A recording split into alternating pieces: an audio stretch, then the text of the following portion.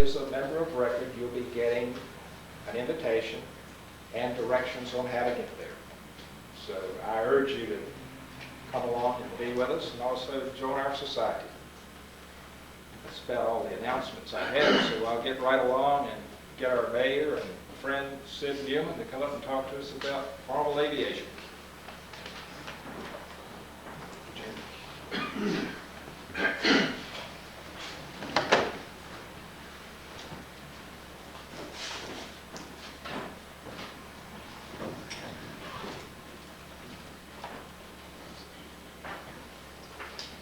Well, how's everybody doing tonight? Again. I see a few of you that I know.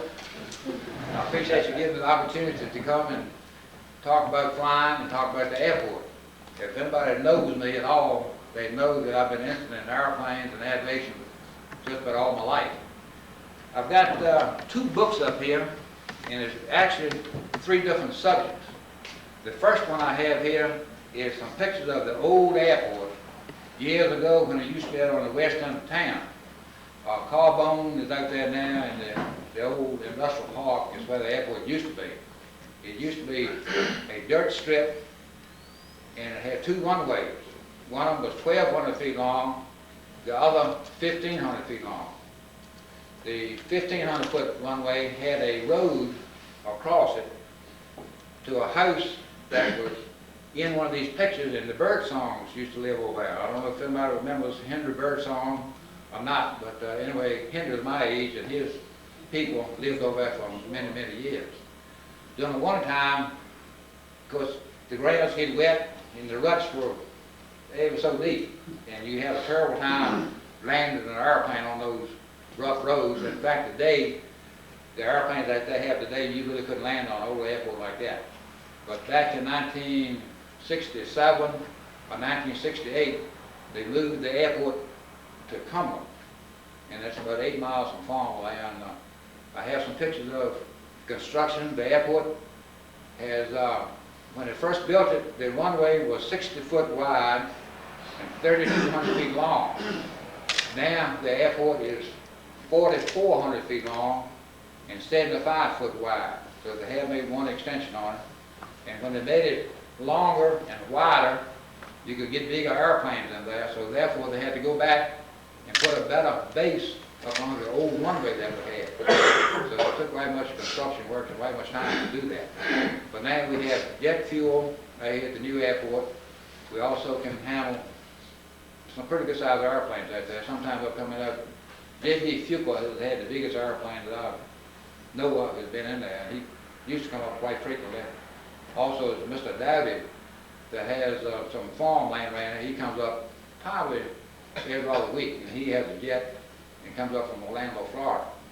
So they always come in. The airport is being, right now we sell about half jet fuel and half aviation fuel. But like I have some pictures, and this is the old airport in here.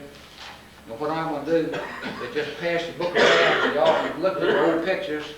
They're not marked anything, but it's the old airport, and as you progress through the book here, there'll be some newer pictures of the newer airport, newer construction.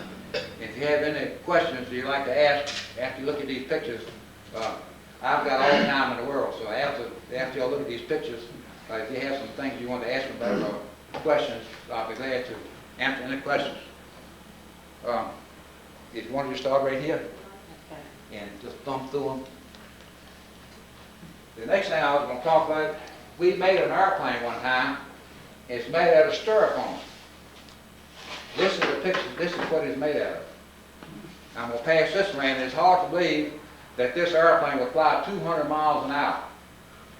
And what it is, it's made out of a special kind of styrofoam, and you cut it like you see how it's shaped. This is just some pieces that we had left over. You take a template such as this, and you have markings on it. It's numbered 1 through, this one is probably 1 through 20 or something like that. So you have 2 of these templates, and one gets a big stock of this stuff, and you nail it over here. Then over on the other side over here is another template, and you cut it with a hot wire, like a very big old saw, and you have a big wire that goes through it, and the wire gets hot. You put some electricity through it and heat the wire, and when it gets hot, he will cut this just like butter. And you have these numbers on this thing. So what you do, you get the two people together, and one of them says, I go number 1. And so you go on number 1 over there, so then when you move it, you say number 2. And therefore you move up together and at the same time, so you won't get a kind of a miscut in the thing. And then after you get it shaped up, you go ahead and form it up and cover it with fiberglass. And this particular airplane was designed by somebody out in California, and there's right many of them flying today. It's very fast and very efficient. The engine is in the back, and it's what's called a pusher type airplane. It's a little canard wing up in the front. The big wing is in the back. And I didn't like it. I didn't like the way it flew myself, but we sold it. 8 of us went together and bought it. And it's just like a stick-built house. You know, you buy a kit, and the biggest thing we bought were the set of plans. And the different places throughout the United States where you can buy different airplane supplies and things like that to build with. And so you'd go to order so many certain sizes of this, and then after you get that, you order so many square yards of fiberglass, and so many glass, so many gallons of this rosin, and so many glasses of so many gallons of something else, and you get everything, you mix it together, and make up a little pair of scales, and they tell you exactly what to do. And you finally get the thing finished. And I've got those pictures in this book also. And like I said, the third thing. This airport? Did you make it out Yes, the airport? we made it in the hangar right here at this airport. Yeah, I saw it. And it took us about a year and a half to make it. And like I said, 8 of us went together and made it. And after we built it, nobody really liked to fly. I mean, it was very fast, and you were laying down in the airplane, and you had 2 seats, one in front and one in back. And it's the same airplane, just like it, that John Denver was killed in. And the problem with the airplane, the gas was in the wings, and you had to look back over your shoulder to see the gas gauge. And you really couldn't see it, so you had a little mirror. And you looked in the mirror to see what's behind it. So it was kind of, I mean, I didn't like it myself. So anyway, we agreed to sell it, and a young lady out in Seattle, Washington bought it. The boy running the airport out here delivered it to her. So like we overhauled the engine, it was a regular aircraft engine in it, but we flew it for about 100 hours or so, and after that we decided to get rid of it, and didn't make any money off of it, but we had fun doing it. Then the third thing I had in mind, I had an airplane that had an accident. I ran into the side of a mountain, and as strange as it might seem, I was very fortunate really to not really get seriously hurt. I was taking this airplane to Wisconsin to get them to rebuild it for me. The factory there came out with a new kind of wings for it, and I was going to take that there and let them put these wings in on it for me. And we started, a friend of mine from Victoria, he and I took off one morning, and we were headed toward Wisconsin. We got in West Virginia, and we ran into some bad weather. Well, this particular airplane is an acrobatic airplane, and it did not have any instruments in it for flying in foggy weather or in the clouds. So we turned around and came back and landed at the airport up at Lewisburg, West Virginia. Waited a little while there. The weather looked like it was clearing, and then we took off again. Spent about 15 miles from the airport and ran into the same, just one spot. So we turned around again, came back. Well, waited until late that afternoon, we took off the third time, and this time when we turned around to come back, so the weather was still in the same area. When we turned around, we went inside the mountain. It was late one afternoon, and I had an old handheld radio with me. And just like you see that the police have here, and we had that thing dialed in to the tower, and we were about 15 miles from the airport. And being up on top of a mountain, the little radio was not very powerful, but when the airplane was taking off, after we went in the mountain, we got out the airplane off, we called up, and the guy could hear us. And he said, I know exactly where you are, so leave your radio on, and I'll fly with you in just a few minutes. Well, Sean, for about 5-10 minutes, he was circling over us, and he said, I see where you are, and I'll have the rescue squad come get you in just a few minutes. They all just stay right there. And sure enough, probably about 2 hours, they picked us up and carried us to the hospital. And cut my leg, because when we hit a tree going in, and the airplane went between two trees and they pulled the wings off, and we just went in the ground like that. And my buddy, a few years older than I am, it didn't hurt him at all. Cut my leg, and they took us to the hospital and sewed my leg up, and of course the next morning they let me come home. And, in the meantime, the FAA, which is basically the police, checked us out and wanted to know what happened, and we told them, and of course he scared me to death. But first he told me, when I was in the hospital waiting, and by this time my wife and the town manager had come up there to pick me up. And the boy came in there, the FAA, and he said, who was the pilot? And I said, well, I am. He said, I want all you people to get out, all you get out, but the pilot, I want to talk to him. So I said, oh, man. He stood there, shook his finger in my face, and said, now you tell me the truth, and don't you lie to me. And I said, man, I've been flying all these years. I was thinking to myself, and I said, man, this is my last flight. I know. So anyway, I got talking to him, and I told him, I said, well, I checked the weather, and the weather was perfect. I said, in fact, I left 2 days earlier because the weather was so good. And I said, we decided to leave early. And I said, it's not forecast in any kind of way. I said, we checked the weather, and I showed him the papers that I had where we checked the weather. So he finally loosened up a little bit, and he said, well, you know, I was flying yesterday also, and it's very different than what they had predicted. And they said, if you'll come up here and give a safety talk, I will, we just call it an incident, and said, we won't charge you with any kind of accident or anything like that. So that's what he did, and about a month later he called me, and I flew up there to Charleston, West Virginia, and gave a safety talk, and that was the last I ever heard of it. Anyway, I have some pictures of that, and I also have some pictures of this airplane that we made and built, and there's some pictures of it in front of that, and then of course the wrecked airplane is in the back. So we all can, I'm going to pass this around from the other side over here. Want to look at that? Oh, yeah. Just show you how light it is. And these are pictures of, like I said, you just have to come through them kind of fast. If you have any questions about it, let me know, and I'll be glad to explain to them later. But it's a funny thing, when you get back to talking about the old airport, of course I got my license out here, this airport out here. And it's back to when I was in high school, and Mr. Barrington ran the airport. And of course he was a World War II veteran, and had this girl, Cleo Cash, that more or less babysitted for him, and she was kind of a adopted daughter. And I hadn't seen Cleo since about I guess about 1951, I left to go into service, and they were still out here. And when I was running for mayor, because I was knocking on everybody's doors asking them to vote for me. And I was out here at Holly Mountain, and I went to the apartments out there, and I knocked on the door. This elderly lady came to the door, and I told her who it was, you know, gave her my little card, and she got to laughing. And she said, you don't know me? And I said, no, I'm afraid not. She said, do you remember Alvis Barrington? And I said, very well, remember him. And he said, well, I am Cleo. And I hadn't seen her in, like I said, since 1951.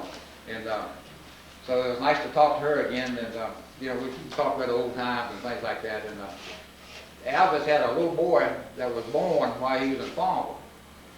And I understood that he flew helicopters in Vietnam. And I heard that he was killed in action. And I asked Cleo what happened, and she explained to me what happened. And like I said, he was a gunman on a helicopter. And one night, he was supposed to take his trip, and his friend of his was sick. And his friend was supposed to take the flight, and they asked him, said, look, I'm not feeling well tonight. How about you flying for me tonight? And so they traded. And the boy got shot in that night, and like I said, he was killed in action. And I didn't know what happened to him, but Alvis taught me how to fly at this old airport up here. And I hadn't seen him. Well, he moved from here to Franklin, and I used to go down to Franklin from time to time to see him down there. But it's a big difference in this airport and the technology of airplanes back in those days and what they have today. Back in those days, weather-wise, you just kind of looked outside the weather and say, well, I can go flying today, and we'll just fly.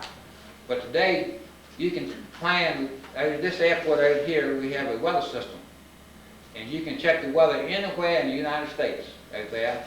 And I have a little modem at home, and I can punch up the weather. And if I want to go, just say Norfolk, and you want to go from Farmville to Norfolk, you can put en route Farmville to Norfolk and push a little button, and it'll come up and give you the weather 50 miles on either side of your trip from here to Norfolk.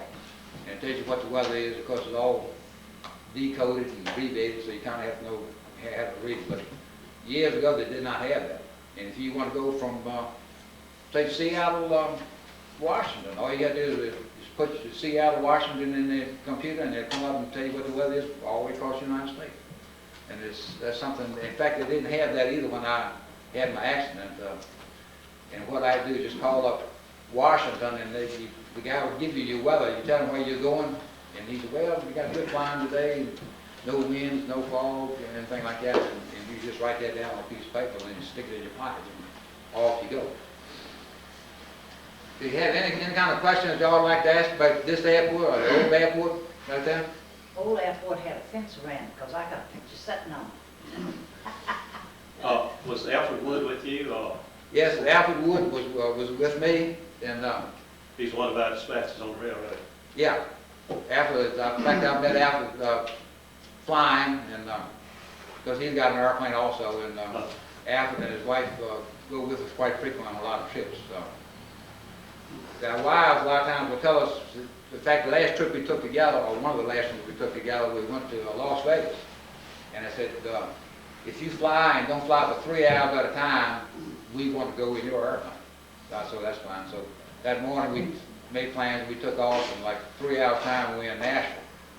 And we had lunch in Nashville and fueled the airplane back up to fuel and took off again. And 3 hours later we were in Tulsa, Oklahoma. So we spent the night there at Tulsa. And next morning we took off, and 3 hours later we were in Albuquerque, New Mexico. So filled the airplane up gas again, took off, and the next thing you know we're in Flagstaff, Arizona.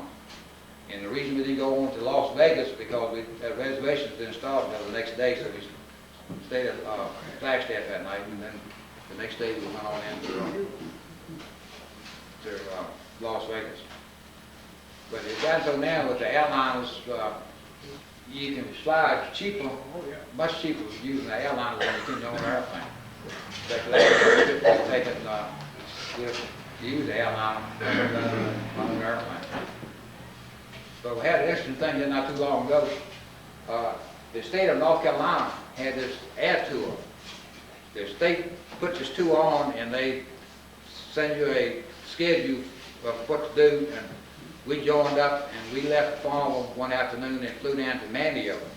They had a fish fry at the airport for us, and then they had buses to pick you up and take you to the motel.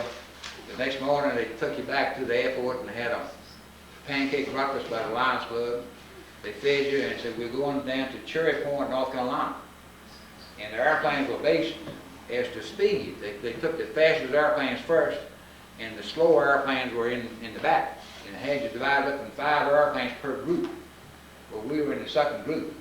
And they told us that do not pass anybody. You fly in trail, one airplane right behind the other. They don't pass anybody because when we go to Cherry Point, it's a military base. This is the way they want you to land, is the same way that you took off. They do not pass anybody. So they couldn't emphasize that enough. Well, we took off and we were supposed to fly over the monument, and then we lined up and go on down. When the 5 airplanes took off first, and you waited 5 minutes, and the next 5 airplanes took off, and you waited 5 minutes. Well, the first airplanes took off, they missed the turn point. And then we took off, and of course I was like the 3rd airplane in the second group. But we made the point, and the next thing you know, that Alito, who was the first airplane, called, he said, hey, you guys get back in line, so you're not supposed to be passing one another. Well, the second guy said, well, I'm not passing anybody, I'm following you. And I said, well, I'm right behind the number 2 guy. Well, come to find out, the first 5 airplanes missed a turn, and they were on the outside of us, and they're trying to pass us so they could get in front of us so they could land down that Cherry Point. So it was right much of a mix-up. But anyway, we finally got there all right, and we had a lot of fun. And went to Cherry Point, and they gave us a tour of the air base down there, and then after that we took off and went to Wilmington. And because they had buses to pick us up at Wilmington, and they had the motels lined up for us, and then that night they took us to they had a movie studio down there, and took us to that. And then, of course, the next morning, the buses came back and picked you up and carried you back to your airplane, and you came on home. So yeah, I had a lot of fun flying. You get around, and then also at this airport out here, we started having this acrobatic contest.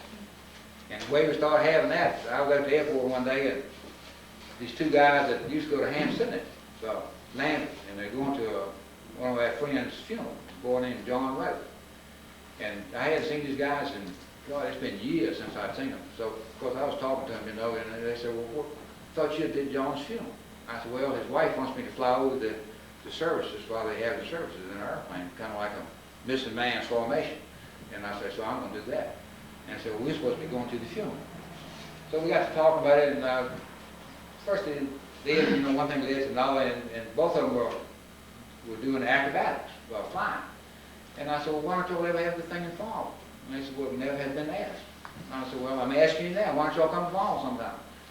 So they started coming to Farmville, and of course the town helps us out a whole lot out there. They give us a bus, or give us a van so they can transport some of the people back and forth to the motels, and they help us out very much that way. And so Farmville, the airport is very active from time to time.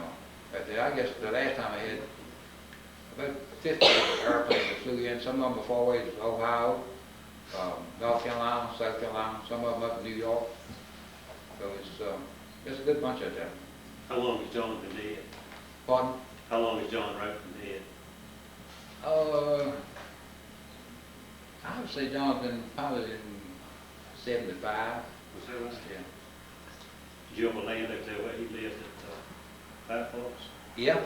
In fact, John was either my first or second person I ever took flying after I got my license. The first license you get is kind of like a learning permit, and then after you finally get your license, you can take somebody with you. And then the next step up for your license is what's called a commercial pilot. You can start charging people to go flying. But after I got my license, John wasn't flying at that time, and I kind of got him interested in flying. And like I said, he was either the first or the second person. And this girl that I was dating at the time, she was either the first or the second. I can't remember which was first and which was second. But anyway, that's kind of started. Yeah. Going back to the old airport out here, the industrial park, how did that come about? Was it private property, a town thing, and why did it move over across the river? Well, one thing, they could not expand the airport due to location. That was an excellent location. Was it private property? Just No, the town owned it. Town owned it. And the town, I don't know if it sold it to the industrial development. Les might know that. Did they sell it, Les, or did they? Sold part of it to Cabo.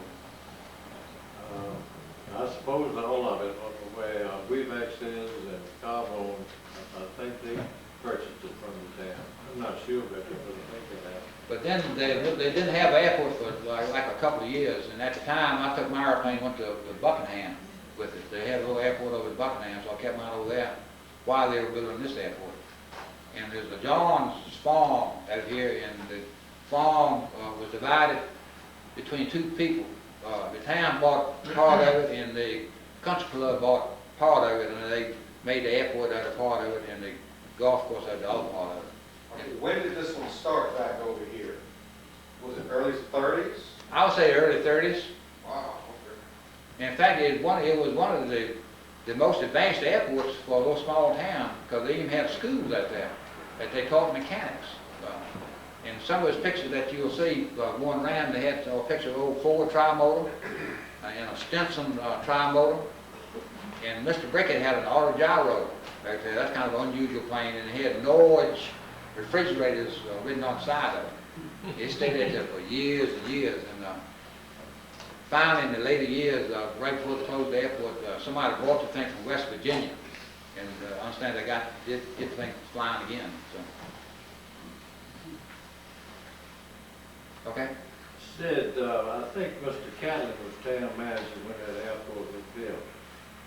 I'm not absolutely sure, but I think it was.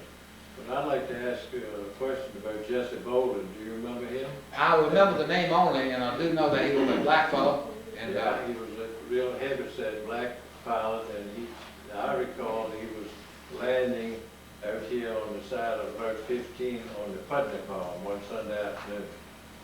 Was also, if I'm not mistaken, didn't he used to land out there where the old Laffoon building is and that lake out there that, I don't know if Rat Dynasty along the lake or not, but it was a field out there that he used to land out there sometime. Probably, I don't remember that, but I remember going up there on the side of 15, right there across from Jenny Simpson's. And he was landing on the west side of that road. That was the old 15 road at the time. And he was scaring everybody to death, I think, including himself, but anyway, he continued to do it. Well, I can remember Daddy and my Uncle William built an airplane, in fact, they rebuilt an airplane in our basement when we lived up here on Beach Street. And I remember Daddy sewing the wings up, but back in those days they had what's called fabric wings. And then you put the fabric on the airplane and you take dope and dope it up to get it tight. But now they have a new technology. They have something called Seconite. And they take the material that weighs about the same thing as what's called fabric. You put this on the airplane and you glue it down with adhesive. And to get it tight, you take an iron and iron it. And it tightens it up that way, and you use different kind of paint to bring it up today. In fact, one of the airplanes I have has a new fabric in it. There's what's called lifetime fabric. The older fabric used to last 3 or 4 years. That's all it would last. But now they last indefinitely, as long as you take care of them. Okay? NYA had a project out there, and Frank Watkins Jr., I remember, was one of the local boys that attended. It was a kind of what they call a resident project. I was working for NYA, but I didn't have anything to do with that project. That was funded separately and under the jurisdiction of a project manager. But Frank Watkins Jr. was one of the boys. I don't know. I think there were 3 boys from town at one time like that, but I know Frank Watkins Jr. was one of them that went to the project out there, stayed out there and worked too. I remember Frank used to build some model airplanes. He could really build some real nice, this is really before the radio control models came in like they have today. He used to build a lot of model airplanes, and of course we used to trade back and forth with him. And I lived across the street from Buck Butcher, and Buck and I used to a lot of times go together on these airplanes, and we'd always laughing at Frank, because Frank could build the best looking airplane you've ever seen, but it wouldn't fly. And Buck could take a wing of a plane that Frank had made and cut it in half and make an airplane out of something like that, and the thing that's the flying airplane you've ever seen all your life. So, but Frank did build some good looking airplanes, and I mean, they some of them too, but anyway, Buck could take anything in the world to put together and make the thing fly. Can you mention some of the people that were associated with flying at the old airport, like that mechanic school that was here, and there's one particular that I read in Farm Pearl, it's some old Farm Pearls. His name was Gus Frankie. I thought it was Gus Frankie we know out of Hampton, Sydney, but it wasn't. No, it's the Frankie that you're thinking of ran the airport for a while, and then during the war years, like they started in 42 or something like that, they had to close this airport. And because they didn't have an airplane out there, and at that time you either had to have an armed guard or either disassemble the airplane, just get somebody would steal the airplane and fly with some of the military places and take pictures or drop some bombs or something on them. And, so they ended up, took the airplane to Charlottesville. Well, Frank had moved from Farmville to Charlottesville, and he ran a little airport called the University Airport. And the first airplane that I bought from Frankie, because right after the war, things kind of died down a little bit, and they had a whole lot of surplus airplanes. And the first one I bought, I paid $450 for it. And in fact, my daddy, I had a tough time in school, and he said, my sister, he said, if you would get on the honor roll, I'd give you a car. Well, of course, my sister didn't have a problem. But I did. And he said, if you just pass, if you just get by, if you just get through high school, I will give you an airplane.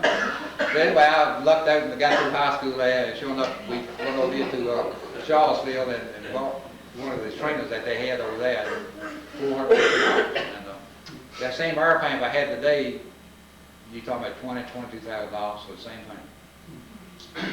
It had no radios in it. It was a hand start. You had to prop it by hand.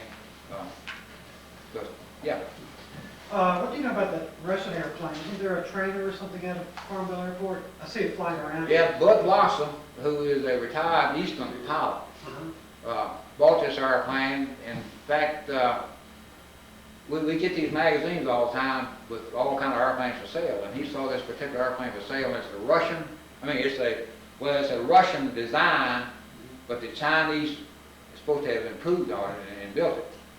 And this guy bought, I think, 5 airplanes, and he shipped them over here to the United States, and he put them together. And Bud bought one of those. And it's a unique engine. It's a radial engine, what we call a ram engine. Yeah, it sounds. It's an air start. Most all American engines today are electrical starters like automobile, but this thing is air start. It's got air brakes on it. The flaps, which is part of the control surface, are air operated. And you got an air tank in the back of the airplane and a little air compressor on it. And if the airplane sits for like a week, if the air pressure should drop down, it's a little special valve that you can take a auxiliary tank over here and pump it back up to 500 pounds pressure and get going good. And but it flies about 160 miles an hour. What year is it, do you know? It's about 1970, I believe. Okay. You can still hear that engine when it flies under. One bad thing about it, all the bolts and all the nuts and screws are metric. And all the hose fit. American airplanes, like anything that military or my airplane, it's all the same kind of fitness. You call AN fitness, which is Army Navy fitness, or either the latest fitness or what's called MAS, which is sort of like NASA fitness. But it will not fit anything on Bud's airplane. Anything he gets, he has to special order because he hadn't had a problem with it yet. But the tires are different. You recap the tires, and Wilkerson down in Crew could recap them. It's all size tires, metric tires on the thing, or metric, instead of inches, it's meters or whatever. But anyway, it's a 2-place airplane, 1 seat in front, 1 seat in the back. All the instruments in Chinese writes on it. So, Sid, how many planes are now located at the airport, and would you describe briefly what they are? I'd say it's probably about 25 airplanes out there, and we have about 12 hangars. Another one's being built right now, so that'd be, say, 13 hangars. The hangars are individually owned, and we pay the town of Farmville $30 a month lease on a little piece of property that the hangar sits on. We pay Cumberland County personal property tax on the airplanes, as well as real estate tax on the land in the building itself. We've asked Cumberland to help us with the airport, which they haven't done so far, but we still ask them to help us with the thing, because they take all the money, all the revenue off the hangars, off the airplanes right there, and it's just a gold mine for them, because they don't do anything for the town of Farmville. The town has 2 full-time employees out there. One boy, well, when I say full-time, I mean in the summertime, one says cutting the grass all the time. And at one time, he works in town, like on the leaf truck and stuff like that. But the other boy lives out there, has got his family out there, and he stays out there basically around the clock. So anytime at night, day or night, you come in, you can get fuel. Most of the airplanes out there are what are called trainers or Cessnas. They do have 2 flight instructors out there. They have, if you need something to go flying, like Carbone right there calls them from time to time to take some parts to Detroit. And they can have what's called air taxi service. To get an air taxi, you have to be approved by the FAA, and it's a mess to do something like that. But to get approved, you got to have approved pilots. They have to be checked out every 6 months to do that. Gene Dixon has one of the bigger airplanes out there, and he has his own hangar. He has a King Air. It's probably about an 8-passenger airplane. It has a turboprop, which is basically a jet engine turning a propeller. It's not like a piston type like the small airplanes are. It burns jet fuel. It's another boy they're building a hangar. It's from Scottsville. His name is Tillman. He's got 2 airplanes. One of them is a Aerostar, which is a very fast airplane. It's a twin-engine Piper, and it flies in the neighborhood of like 20,000 feet. Most of the little airplanes like I have, 10,000 feet is about the maximum you want to go in them. Sometimes you actually go on the West Coast, you need to get 13,000 or something like that to get some of the mountains over. What about the Wilsons? They announced this morning they were going to move their planes away from the crew airport on account of taxation. I'll tell you, we had a problem with the taxes out here at this airport. At one time, Cumberland was charging the highest rate of anybody in the state of Virginia. I mean, they, like Leesburg and Culpeper and Winchester, you think people like that would have high rates because, you know, you live up near the city. Cumberland had a higher rate than that. But they finally lowered the thing down because the people were moving airplanes. They just, but now they cut the rate about half of what it used to be, and so the planes are coming back in here, man. And, but that makes a lot of difference. And the same thing about Wilkerson down, he got mad with them. I thought truly had a good rate because at one time I had rates of all of the airports so I could give some ammunition so when I go talk to Cumberland down there. And I said, look, you know, you can get these airlines, you charge more for my airplane than they do for a big airline up in Dulles. And I said, you know, something's wrong on this thing. Sid, I missed the question and I'm not clear what you were talking about. Oh, talking about tax rate on airplanes? Oh, I didn't understand the question and I wasn't understanding your answer. Oh, well, one of the questions was asked that you understood that the Wilkersons down at Crew were moving his airplane to Petersburg. And the reason being is the tax rate in Crew, they had a falling out or misunderstanding about the tax rate. I'm not sure what the tax rate was in Crew, but I always thought it was a pretty good rate myself. But anyway, somehow or another, the pilot is a funny thing. The daggone guy, we'll take off and fly to Williamsburg, or we'll fly to Raleigh-Durham or something like that to get a hamburger. And you know, you pay $100 worth of fuel and go get a $5 hamburger, and we call it a $100 hamburger. But yet, paying taxes on the thing, you hate like the devil pay $5 more taxes here than you would somewhere else. And all of us the same way. You all chose Cumberland because of the land rather than leaving it in Prince Edward? Well, really, Prince, that was done before my time. The Well, land it's a natural contour, isn't it? yeah, there's not a lot of grading to do, but the soil is terrible up there. It is. Crawfish, Oh, In other words, you got to put a base out, yes. the land won't perfect. We have to pump the septic system out there at the airport. We have like 2 1,500-gallon septic tanks close to the terminal building, and we pump it all the way to the end of the runway about 1,500 feet before they can find a land that would perk right there for the sewer system out there. The water's got some sulfur in it. It's hard to drink, so we have in the terminal building right there, they have water filters to help the water so you can drink.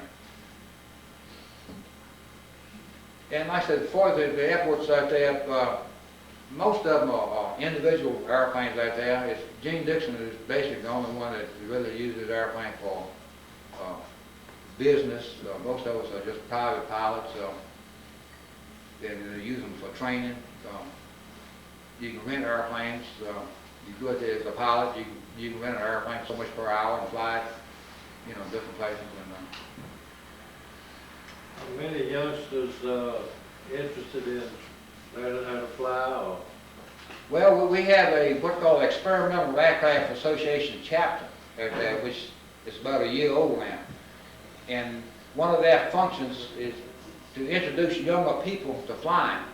And here, we've done this twice. The last time, we had some advertisement, and the exchange club moved with us, and it's about 4 or 5 pilots out there. We took these kids flying, and we just tried to get them together, come out there on a Saturday morning, and The only thing you had to do was sign a piece of paper of the parents is saying that we will, give them permission to fly in an airplane, and kind of relieve you of responsibility. I don't know if we're doing it good or not, but anyway, we had parents' consent that we could take the kid up, and we took about 60 kids this last go round. The time before that, 2 guys out here at the jail helped me, when I was running for mayor, they helped me at the polls one day. So we were sitting there talking in the meantime, and I found out one of the guys took his kids on Saturday morning and played baseball with them all the time, or basketball. We got to talk about that thing. And he said, well, I like to get the kids off the street. So I said, well, what do you think of, how many kids can you get? He said, well, I usually have 15 or 20 all the time. I said, well, do you think they'd be interested in going flying sometime? Oh, yeah. So I told him, I said, the only thing you need to do is I'll give you these forms to fill out. And I said, get the parents to sign them. And I said, you bring them out to the airport. And I said, we'll fly them.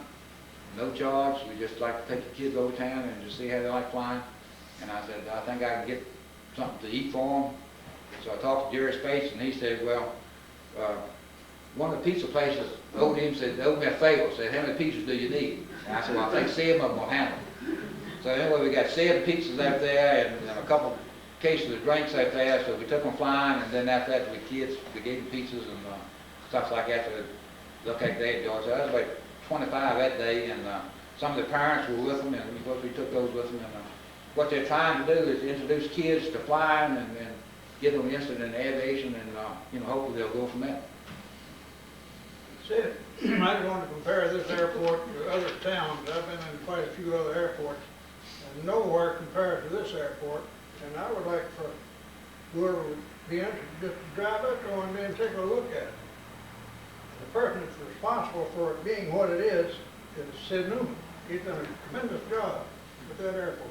Well, I appreciate your comment on that, but we do have a nice airport, and I say it'll stack up against any airport of basic any size. I mean, you're talking about an airport like Petersburg. I mean, it's no comparison between an airport and Petersburg. Blackstone, Victoria, Crew. I mean, just all these little airports around, and an airport is just hands down nicer looking, it's better kept. The grass is always cut. The building's always nice. There's more activity out there. You just can't believe it. Y'all need to come out there and just look at these, how nice the airport we do have, but it is a very nice facility. And anywhere you go, you can, somebody finds that you're from Farmville, oh, y'all really have a nice airport there.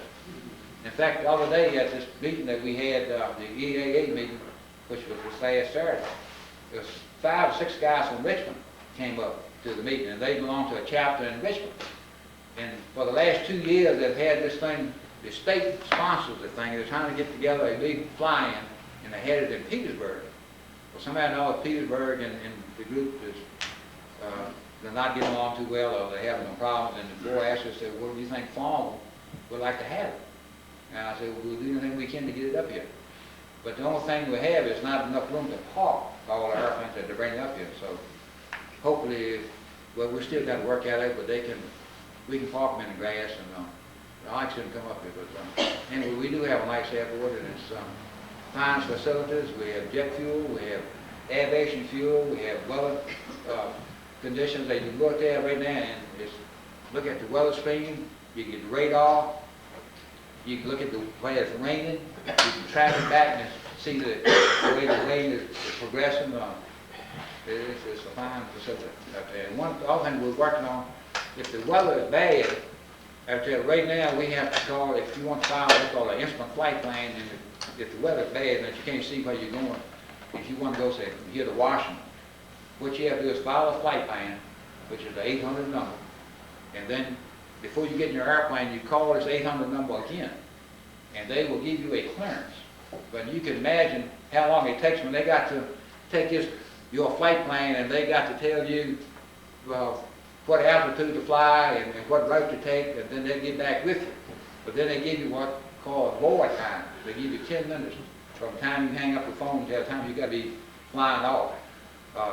At one time, we had a direct telephone line to the Lynchburg Tower up there. So all you had to do is get in your airplane, call Lynchburg on your radio, and said, I'm going to Washington, I built McLaren, so they'd come back. Well, what happened when they had that strike, Reagan fired all the controllers. Well, Lynchburg called Farmville and said, look, we don't have enough manpower up here to handle all the extra traffic that we get, so how about laying off of it for a while? Well, the next thing you know, every time we try to use it, they say, we're still short of manpower. Well, the next thing you know, they came back 6 months' time, they said, well, since you're not using it, we're going to take it away from you. They took it away from us. But now, due to the technology, they come up with a different kind of system, and it doesn't cost as much as what it did. So we're working on that. Hopefully we can, it's in the process right now. Just to say we could get it, so it's hopefully that we'll get it sorted. Sid, don't quite a few pilots flying here to play golf at the country club? I say the biggest users of the airport right now, they come in for Greenfront and they come in to play golf. Greenfront, is hardly a day goes by that people don't come in to fly in to see them. Greenfront will come out there and pick them up, take them into town. When they finish, they bring them back out there. A lot of times they'll come in to rent a car. And it's a funny thing, flying, you can go a lot of times within 200 miles of Farmville. And the guy finds out you're from Farmville, and he said, hey, do you know where Greenfront is? And you say, yeah, pass on the way back to the airport. How did you get there? And it's amazing what Greenfront will do for the town of Farmville as far as flying goes. People all the time are coming in for that. How close a call have you ever had someone to hit you? In flight, nothing to really to be, you know, alarming. When you take off, like flying in the clouds, they give you a number. And you put this, it's a 4-digit number. And you put this number in this little black box. And you take off from Farmville. As soon as you get off the ground, you call Washington on the radio. You have a certain frequency, you call him. As soon as you get off the ground, he'll come back and tell you your radar contact. And he knows exactly how high you are because you have an instrument in your airplane that responds to his radar.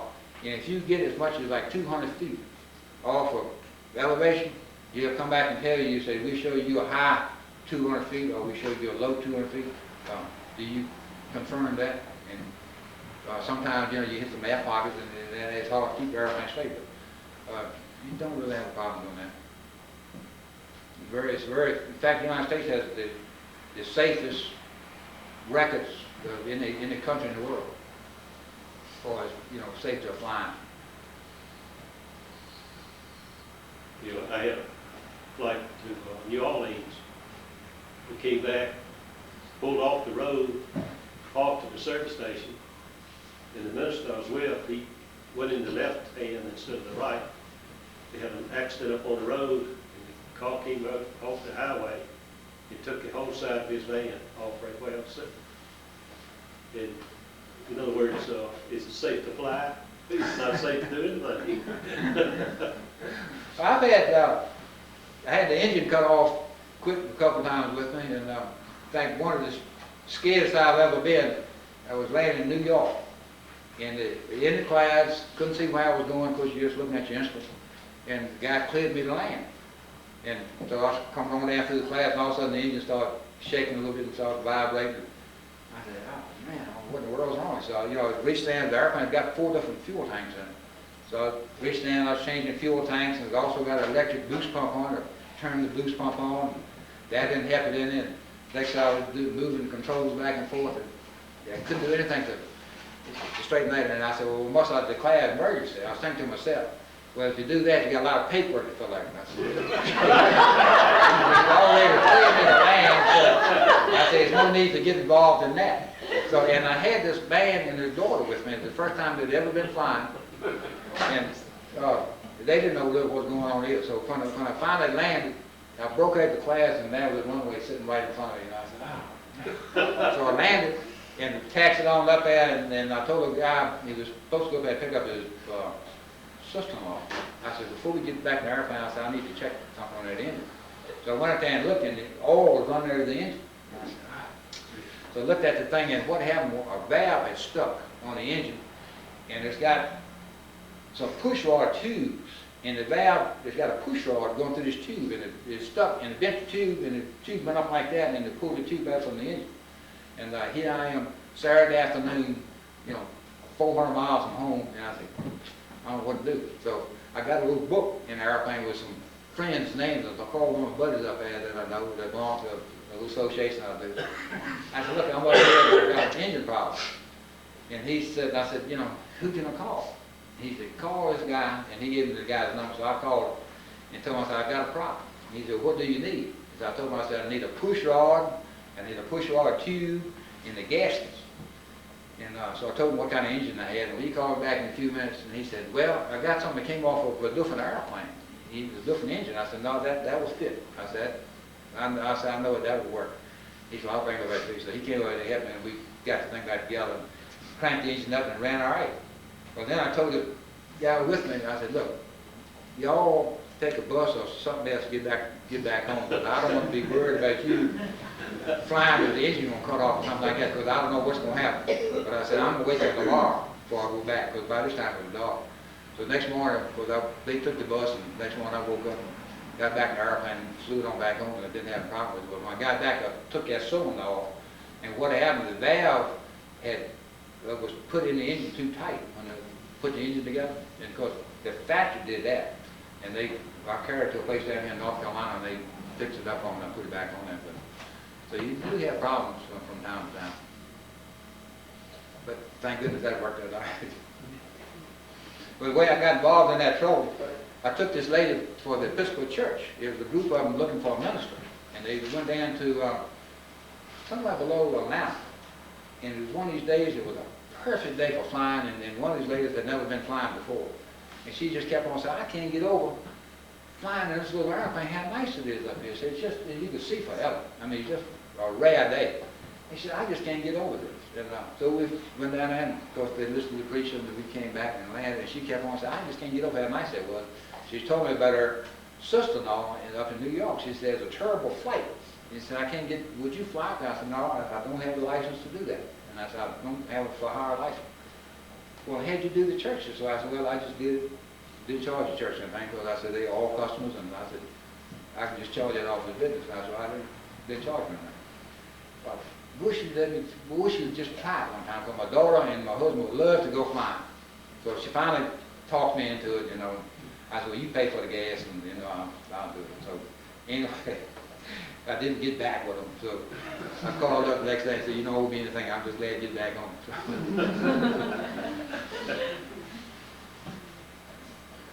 Any other questions? I remember in the 50s, of course I was a kid, but there must have been some daredevils out here at the old airport, because I have stood out and watched these little airplanes fly around town, and they were obviously playing. Some of them would throw them in tailspins, some of them would, I don't know what you call it, but they'd go up and then let it slide back. Kind of Well, you talking about playing, obviously. But talking about some kind I of- wonder, who are these people? Because people and things. Well, I can do make it- that. I've got an airplane that I do that in. I can do what's called loops, and I can do rolls in it, and a few things like that. But getting back to you, at the old airport out here, there used to be a boy named Jimmy Williams. I don't know if y'all remember him or not. They lived up at crossing Wilson Harbor, up in town. 3rd Avenue.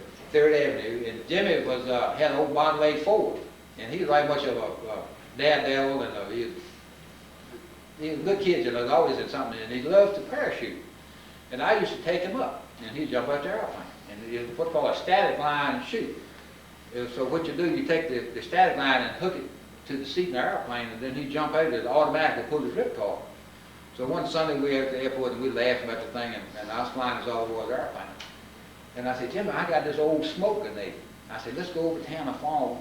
And I said, you get your parachute on, and I said, I'm going to pull this smoke grenade, and I'll pull the engine back, make it sound like you're cut off. And all this white smoke will come flying back, and somebody thinks it's on fire, and you see them jump out. I said, see if we get some people over there. That sounds like a good idea.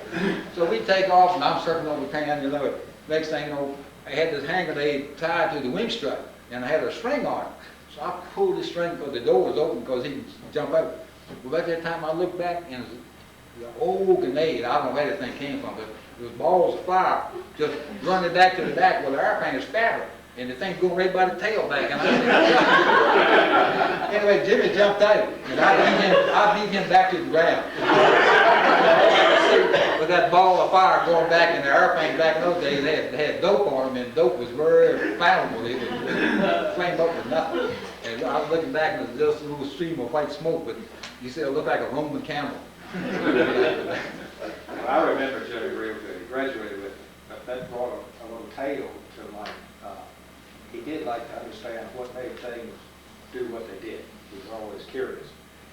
He got in a little trouble for taking his neighbor's cat on top of his two-story house, and he would drop the cat off upside down. It always landed on its feet. But he came to school total Jimmy had a Model A Ford, and he took a hacksaw and he cut the top of it off to make a convertible out of it. So he made better. Jimmy got his first parachute jumping off the back porch at his house on 3rd Avenue where Jack Peary lives now. Jimmy was quite a character. Last time I heard from him, he was working for some aircraft company down in Atlanta, Georgia, or somewhere down in Georgia.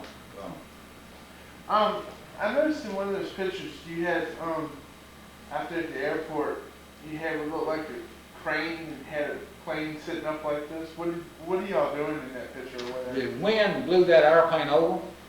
For some unknown reason, it's a lot of strong winds out there.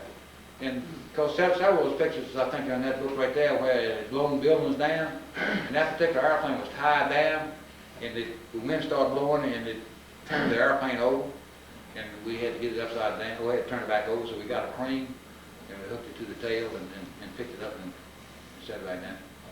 And also another question I want to ask you: is this airport capable of like having like if a big jet comes in, is it capable for this? Yeah. Can it land, out there? Yeah. It can handle it. Yeah, that's some pretty good sized jets. Are there any plans down the road to lengthen the runway any longer than it is? Well, the FAA says for this size airport and for our needs, 4,400 feet is all we need. So if we were to lengthen it more, the town would have to do it 100%, fund it to 100%.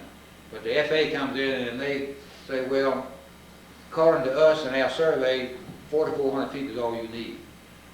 Basically, you can put most any kind of jet out here right now, small jets. The reason I'd like to have 5,000 feet is the insurance on most of these airplanes. These jets, they say don't land on a minimum anything under 5,000 feet. But if you do, the airplane is capable of stopping and all, but you just don't have the leeway as you had 5,000 feet. But I don't think in the time future. The next thing I see will happen, they'll have what's called a taxiway. That's another place when you land on that runway, you can get off the runway and taxi on the side. That's the next thing I see happening to this airport area. Do you remember when the plane cracked up at the west end of the east-west runway I think it was on a Sunday, and 2 state troopers were in the plane. And we never knew whether they used it all the runway, but when they flew west, they just did clear the fence, and then it was a long, open field. And it looks like he was just pulling back on the stick, and his plane was just munching along, and when he got to the end of it, there was trees, and he just landed right in the trees. You remember when that happened? I can remember several accidents out there. One of them I remember is Leon Paulette. Leon was working on an airplane belonged to a boy named Charles Bartlett. His old This was T6. a state trooper, 2 state troopers in this plane when it happened. No, I don't remember that one. But they just folded the wings up like a grasshopper, and that was hanging up in the trees. And one fellow got hurt just a little bit when it pushed him right behind his shoulders here, but nobody. That could have happened when I was in the service or something like that. Most anything happens at the airport, I usually find out about it or know about it. But 2 or 3 years ago, during that acrobatic competition, you had one crash there. Yeah. He tore it all to pieces, got rid of it, and was all upset about that. That was Didn't hurt him. That didn't hurt him. That was a Rotex. It was a Japanese engine, home-built airplane, and there's an automobile engine in the thing. There's what's called a Rotex engine in it. But a boy named John Latham, a lot of you probably might know John. John is building an airplane right now. It's got a Subaru engine in it. A Subaru, of course, is a Japanese engine, and he's building an airplane from scratch. He just sits there and he said, well, I want this to look like this, and he can draw it out on a piece of paper, and next thing you know, he gets a saw and gets his fiberglass and foam and goes to work. He's got it, and he bought it like a part of an old wrecked Cessna to get the landing gear off of it and the brakes off of it and the control wheel and things like that. But 99% of it he built himself. He's lucky that he didn't get killed or that day. That's why he just came to pieces when he hit the ground. Yeah. It danged up pretty good. Yes, ma'am. Mr. Carter over in Cumberland, is he building the plane? Yes. He's doing that at his own place though, is he not? That's right. Hopefully, I believe, let me see, if I'm not mistaken, Dick, during a Christmas parade, the EA chapter is going to have a float. And I think Dick's airplane will be on this float. But right now, out of that club numbers out here, I know it, 3 guys building their own airplanes.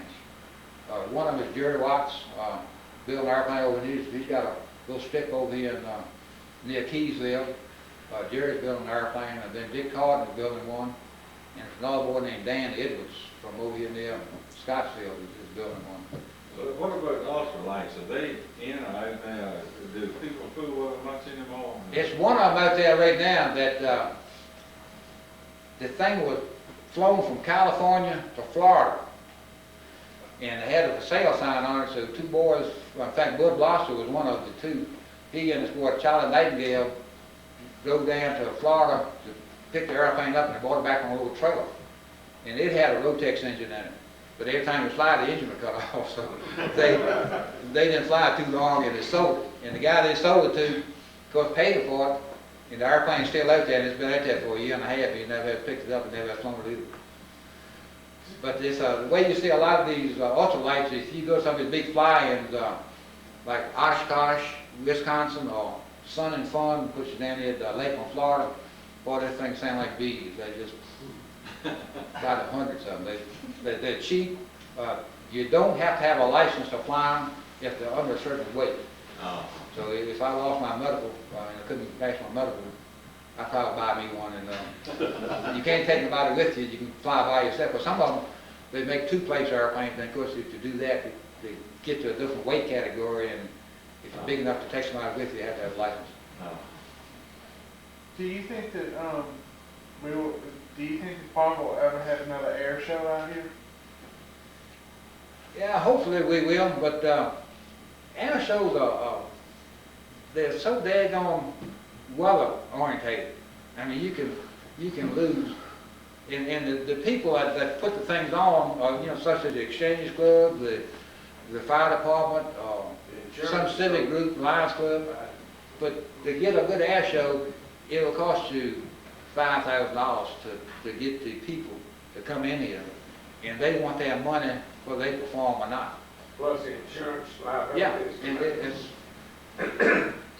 it's getting to the point. I don't look for these little small towns like they have air shows. A lot of times they'll go to a place they'll have what's called a fly-in, and it's just a bunch of guys to get together, and somebody said, well, we're going to have barbecue, hamburgers or barbecues for the day for lunch, and you put the ad in the paper, and the next thing you know, 10 or 15 guys will fly into it, and then you talk about the airplanes, and show yours off, and they show theirs off, and you have a lot of fun doing it. The biggest thing we got going is the acrobatic contest like that. This airplane that you made, the one out of Styrofoam, was that a lightweight plane, or what was the weight of it? Is what if I remember, the weight might be in front of this thing. It's probably about 1,200 pounds. Engine, fuel, and everything. They used to have an air show in Lynchburg, and I understand when U.S. Air took over Piedmont, they stopped them from having it. You ever hear anything about that? Well, Charlottesville used to have a good air show from time to time. Like I say, you either make some money or you lose money. It's just the weather.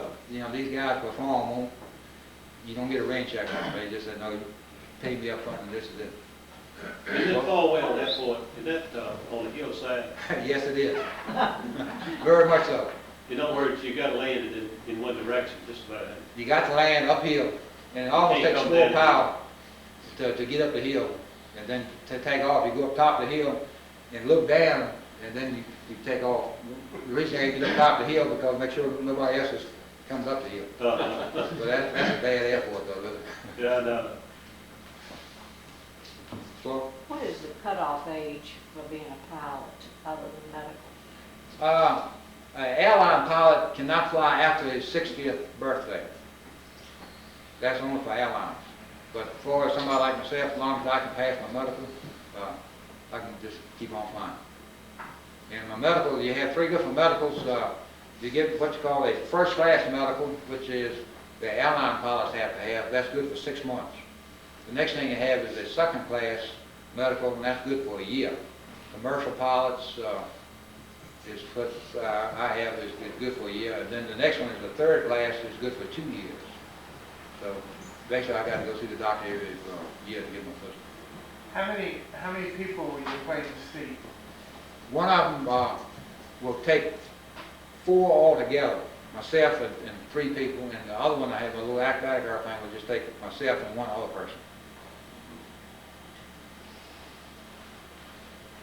But most of the little small airplanes at the airport are what they call 4-place airplanes. Yourself and 3 people.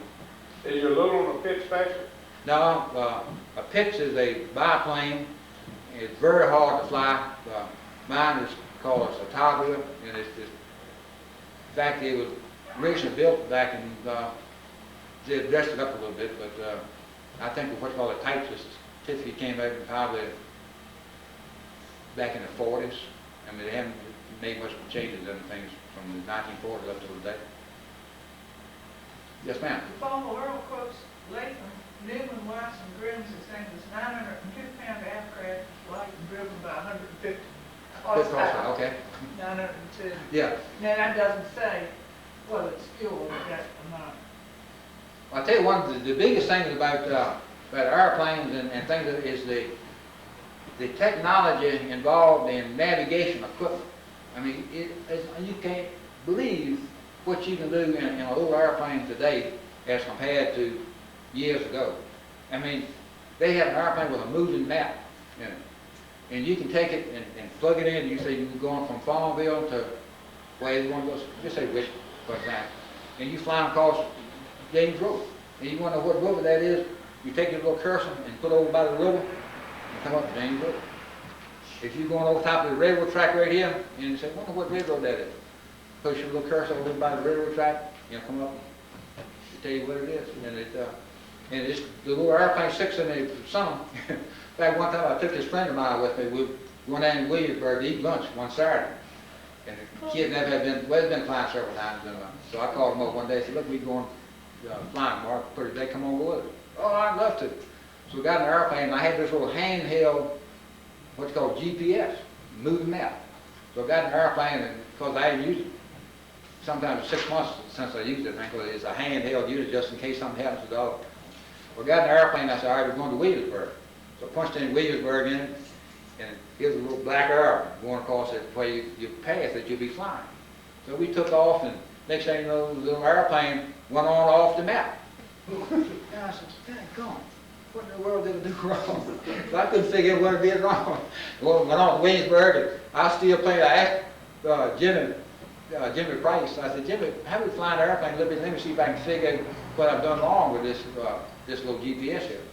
Well, I'd rather you fly it. I said, all right. So I was flying it because I finally just kind of set it down. Well, next thing you know, we went to Williamsburg and came back. When I got down about Rice, here comes the little airplane back in the map again. And of course, it shows you when you land and everything. But what happened, I had the thing in a different phase, and the airplane was moving instead of the map. But most of the time, the airplane stays still in the map. Will roll under you. It shows you the highways, the roads, and you can dial it in like 200-mile range. And it's a little thing about, the little screen on it is about 2 inches by 4 inches. And you can dial it in like 200 miles. You can show you every town, every city, on that thing. And then when you get close to the airport, you just bring it in closer. You can get it within 5 miles. And you see the airport laid out, the runways, and you see the little airplane coming on around here, and you turn into the runway, the little plane comes on into the runway right there. How many $1,000 does that little thing cost? $1,199.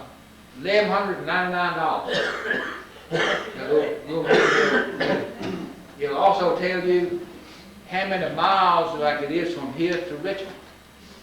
It tells you how many minutes it'll take you to get there from wherever you are to where you want to go. It's a whole world in the thing. I mean, not just Virginia, the whole world is in that thing. In fact, there's a Farmville, Russia in that thing. Because boy, Alfred Wood we were coming back from Florida one time, and he was back in the back playing with his radio. In fact, his wife asked me one time, said, "What can you get Alfred for Christmas?" I said, "He loves this little GPS. Give him one for Christmas." She said, "All right, I'll give him one." So Alfred sitting in the back seat clear with this thing, and he said, "Something wrong with this thing." I've got him at thousands of miles, and he said, "I got the phone," and I said, "We got so many thousands of miles to go." And I said, "Well, let me see it." So he hands it up to me, and I look at it, and I said, well, "Yeah, but you got it. That's Farmville, Russia." And the thing, instead of Farmville, Virginia, you know, he had what you do, put USA in it, and he had something I know he was playing with the back, and they had Russia in the thing. But it tells you your altitude. I mean, it takes you off as this satellite, say how high you are. I mean, these things are just unheard of. So you fly along and say, well, hey, high. I mean, you look at that thing, turn a little knob, and then it tells you 3,050 feet. If you hit a bump, it'll be 3,050 or 60 feet, or 3,080 feet. Then they will come back on at 3,000 feet again. What's the oldest plane you'll play? The oldest one? Yeah, model. It's an old biplane in that, I think it's a 1929 Curtis. It used to belong to John Wright. I think that's probably the oldest one. Well, yeah, because I had a rebuilt airplane, it was a 1939 model. But the ones I've got now, I've got one built in 1969, and then the other one is built in 1973. Did you ever fly a Alaska? Yeah. You could buy a brand new one. When I got my license that year, a brand new one for $1,500. They are starting back to produce them again. They just started making them again, but now they're probably 60,000 or something like that. Could get one for $1,500 brand new. This plane that you wrecked, what did you do with it? Did you sell it or what? Well, you know, like I say, it's some things I consider myself pretty lucky. After I finally got back home, Tommy Booth called me up one night, and in fact, he called me when I was in the hospital up there. And he said, "Don't worry about your airplane, we'll come get it." And he said, I'll get some people, we'll come get it. And I said, "Fine." So he got some guys out here at the airport, and they went up there, and they dismounted. I told them, I said, "The only thing I want you to do, don't cut anything out there, just unbolt everything," because I said, "I don't want you to be cutting anything on it." So unbolt it and then bring it back. So I brought it back, and it did not hurt the engine on the thing. In fact, the engine was still running, and I couldn't reach the switches up here over my head, and I couldn't get to the way my seat was cocked. I couldn't reach it, so I had to get Alfred in the back seat to cut the switches off. So anyway, we finally got the airplane, brought it back to Farmville, and I just had a big hangar full of parts in there. And a boy called from Petersburg. He said, "I'm looking for an engine." And I said, "Well, I'm glad what you want." And he said, "Well, the main thing is I'm looking for a set of papers." I said, "Well, I got those too." He said, "Well, I'll come see you." So anyway, he comes up here to Farmville, and our airplane is different than an automobile. When you get a lien on an automobile, it's written on the title. Lien, you know, so many dollars money. And once the lien is satisfied, they stamp it and put the date in the bank and everything on it is satisfied. Well, our airplane is different. They don't have that. The only way you have to do is go to Oklahoma City, and you have to have a lawyer to check it out for you, or these people do that. And it's on the records in Oklahoma City if the airplane has a lien on it. Well, when we bought the airplane originally, it was 4 of us were supposed to have gone together and bought it. And we decided we were going to buy one for $20,000. So each of us was going to put up $5,000. That would make it 20. Well, when we finally found the airplane, one of the boys said, "Well, look, I'm getting a divorce." And said, "I don't want to get the airplane tied up in the divorce if y'all can't together." So we said, "That's all right." So there was 3 of us. So now we had $6,666 in it.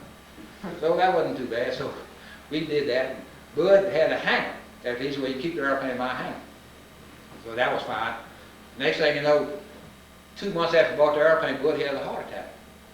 And he was one of my partners. And he said, I'm not gonna be able to fly the airplane right now, and said, how about you and Bill buy me out? Well, this is a boy from Crew. So I said, well, all right, so we buy you out. So now I got $10,000 in the airplane, where I only wanted to have 5 to start with. Well, that went on for about 3 or 4 months, and the next thing you know, Bud comes back to see me and said, look, he's getting better now, and he said, I don't need my hand. He said, I want to sell my hand. And he said, I figure you might want to buy it since you got your airplane now. I said, all right, I'll see if I can get Bill to go in with it. So finally, I found somebody to buy half the hangar with me, so we $20,000. So now I got $20,000 in the airplane, or I got $10,000 in the hangar and $10,000 in the other part. So I said, damn, I'm getting worse all the time. Had the airplane for a couple of years, and next thing you know, my other partner from the crew said, I want to sell my part. I said, well, I'll buy you back. So I bought him back. So now I got the whole airplane for $20,000 plus half of a hangar for $10,000. But they checked the title on the thing, because Wood was supposed to have checked the title. And when we bought it from this guy, Wood asked him, he said, is the title clear? And the guy said, yep, it is clear. He said, but it was a loan on that airplane, but it's been paid off. So Wood said, all right, well, Wood checks the thing, and sure enough, the thing has got a loan on it, a lien against it.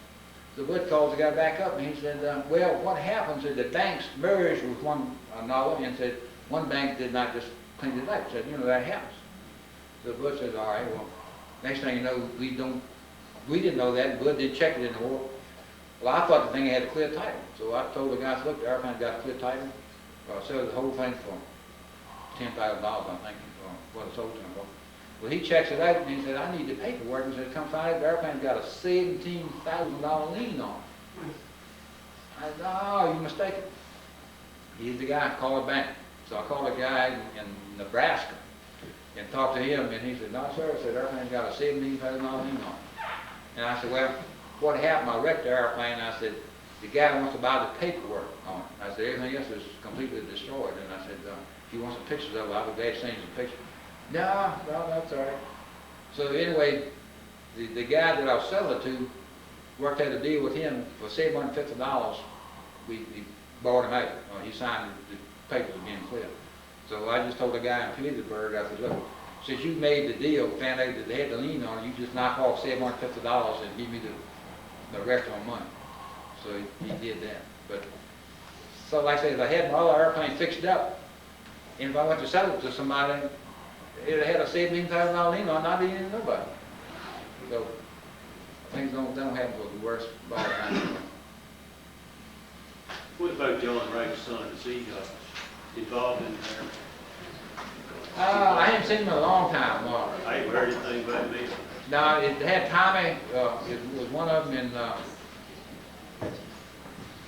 Johnny was the other one. Yeah, Johnny's the one I think. So Tommy was the one that was against an airplane, and he finally got out of that. So I haven't seen him in a number of years. Well, I've been up here for a long time.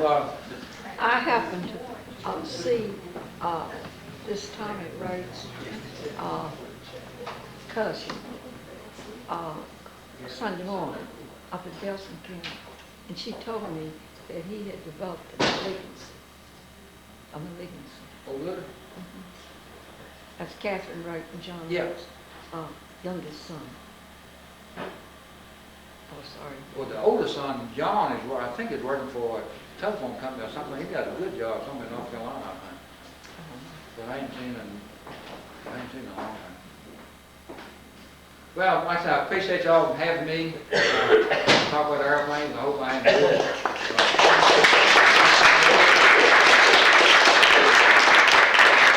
Y'all need to come to the airport sometime and just look at the fine facilities we do have out there.